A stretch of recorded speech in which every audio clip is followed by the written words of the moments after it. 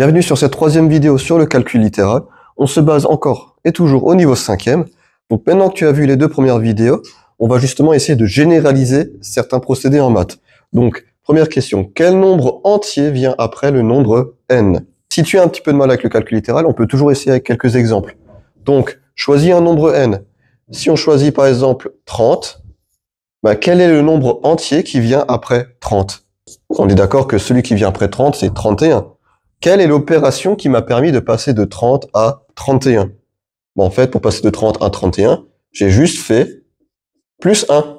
On va choisir un autre nombre. Si je te dis 7, qu'est-ce qui vient après 7? On fait 7 plus 1, 8. Donc si maintenant je veux généraliser ça avec n'importe quel nombre n, le nombre qui viendra après n, ce sera donc n. Et comment est-ce qu'on fait pour passer au nombre suivant? Plus 1. Le nombre qui vient après l'entier n, ce sera le nombre n plus 1. Deuxième question. Comment est-ce qu'on peut écrire maintenant n'importe quel nombre pair? Encore une fois, on va faire quelques petits exemples. On va citer quelques nombres pairs.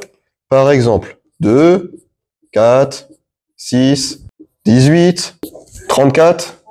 Donc tout ça, c'est des nombres pairs.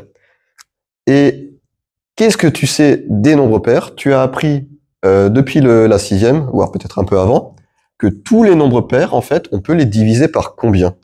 On peut tous les diviser par 2. Ça veut donc dire quoi? Que 2, on peut l'écrire comme 2 fois 1. Le 4, on peut l'écrire comme 2 fois combien? 2 fois 2. Le 6, on peut l'écrire comme 2 fois 3. Le 18, si tu connais tes tables, on peut l'écrire comme 2 fois 9. Le 34, c'est 2 fois 17, etc., etc. Donc justement, quelle est la chose qui ressort à chaque fois de ces nombres? C'est le 2 fois. Donc comment est-ce qu'on peut écrire n'importe quel nombre pair? On peut les écrire 2 fois n'importe quel nombre n.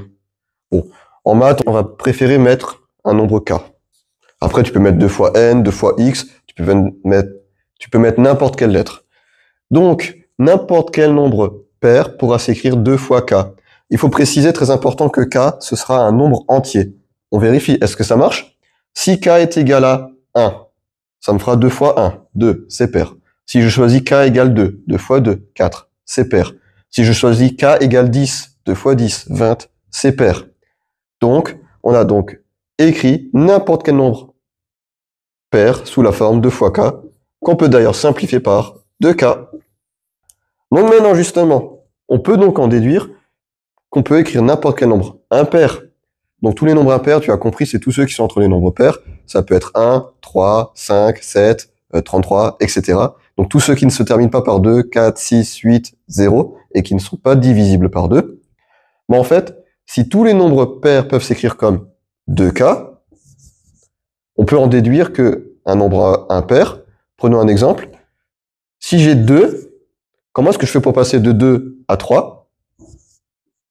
Encore une fois, on fait plus 1. Par exemple, si maintenant je veux arriver à 7, on peut partir d'un nombre pair, lequel? On peut partir de 6. Donc 6 pour arriver à 7, il suffit de faire plus 1.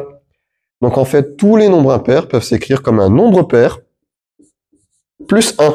Si tu n'es pas convaincu, il n'y a qu'à essayer. Si je remplace k par 0, 2 fois 0, 0, plus 1, ça me fait 1, impair. Si je remplace k par 8, 2 fois 8, 16, plus 1, 17. 17 est bien impair. On remplace k par 13, 2 fois 13, 26, 26 plus 1, 27, impair. Donc ceci marque la fin de cette troisième vidéo sur le calcul littéral. Tu as appris ici à écrire certains nombres sous une forme générale. Tu as appris à écrire qu'est-ce qui vient après n, comment est-ce qu'on peut écrire un nombre pair, comment est-ce qu'on peut écrire un nombre impair. Donc maintenant, je pense que tu peux en déduire quel nombre vient après n plus 1, n plus 2, quel nombre viendrait avant n, n moins 1, etc., etc. J'espère que cette vidéo t'a plu et a pu t'aider.